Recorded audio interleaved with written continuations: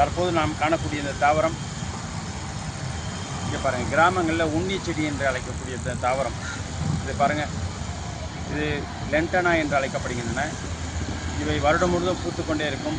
இவை டைரக்ட் சன்லைட்டில் மட்டும்தான் இது பூக்கள் நிறைய பூக்கள் வரும். செமி ஷேடில் வச்சிங்கன்னா பூக்கள் நிறைய வராது, பிளான்ஸு க்ரோத் இருக்காது. அதனால் டைரக்ட் சன்லைட்டில் வைங்க, க்ரோத் நல்லாயிருக்கும். இதெல்லாம் பறித்து பாருங்கள், ஃபுல்லாக அரும்பு.